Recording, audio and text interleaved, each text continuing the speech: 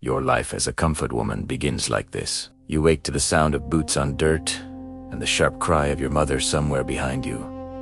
The morning air smells of smoke and damp soil. A truck engine growls.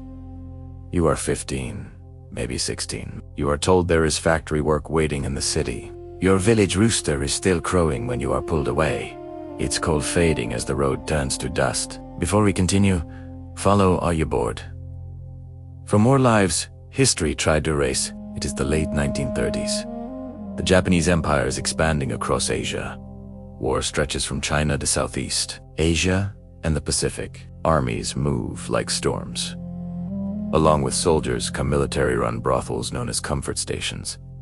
Officials claim they are meant to prevent random violence and disease. In truth, they become places where thousands of women and girls are imprisoned. You are taken far from home perhaps, from Korea, the Philippines, China, Indonesia, or another occupied land. The journey is long. Windows are shuttered. Names are recorded poorly, if at all. Inside the station, the air is thick with sweat and antiseptic. You are given a thin cotton dress, sometimes wooden sandals. Your hair is cut short. You eat bowls of rice when available, watery soup when not. You sleep on a straw mat that smells of mildew. You are assigned a number. Society outside never sees you. Official papers rarely mention you. To the soldiers, you are a line in a ledger. To the officers, a logistical necessity. To yourself, you are still the girl who once carried water from the well and fed scraps to a stray dog that followed you home. There is a dog here, too. It lingers near the station's back door, ribs showing, eyes cautious. You toss it crumbs when you can. It becomes the only creature that greets you without demand. In its quiet loyalty, you find something steady. Days blur into each other. The war grows larger. Bombs fall in distant cities. News drifts through in fragments. You hear of battles in Nanjing, Manila, Guadalcanal. You learn that soldiers come and go, some kind, many cruel, most silent. Illness spreads easily in close quarters. Military doctors conduct inspections. Medicine is given not for your comfort, but to preserve the station's function. You are expected to endure without complaint. You are told this is service. Few people know that many girls were deceived with promises of work as nurses or factory hands. Fewer know that some were sold by brokers desperate for money. Records are incomplete. After the war, many documents will be destroyed. You count time by seasons. In winter, the cold bites through thin walls. In summer, the heat turns the rooms into ovens. The dog curls beside the building for warmth. Sometimes you press your hand against the wood, imagining it is pressed against yours.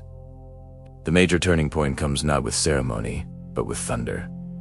By 1945, the war is collapsing. Supplious teen soldiers whisper about defeat. Then the sky changes. Planes roar overhead. Bombs fall, closer than before. Windows shatter. The earth shakes. Smoke rolls through the compound like a dark tide.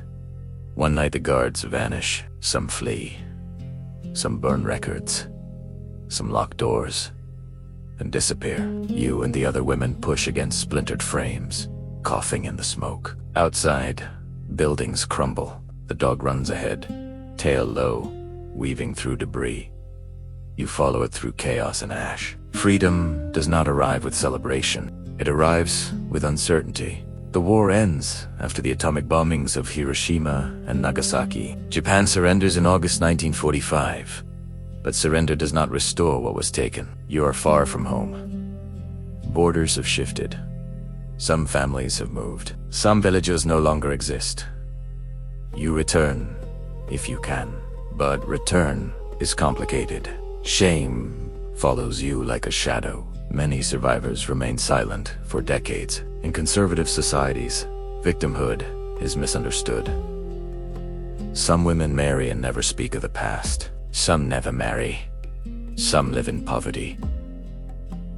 The world moves on quickly. Trials are held in Tokyo, but the comfort women system receives little attention at first. Official acknowledgment is slow and incomplete. For many survivors, compensation never comes in a way that feels just. Years pass.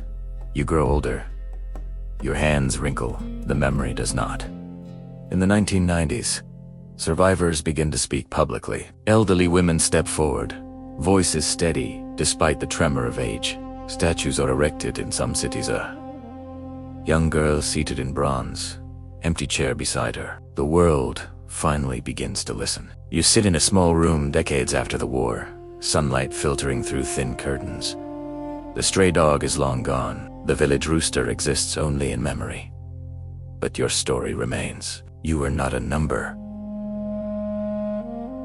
You were a daughter, a child, a human being. History will debate terminology. Governments will negotiate statements. But your youth will never be returned. You lived through silence. And now, even in memory, you endure. You didn't just witness history, you carried it. Follow and subscribe to Are You Bored? For the next forgotten life.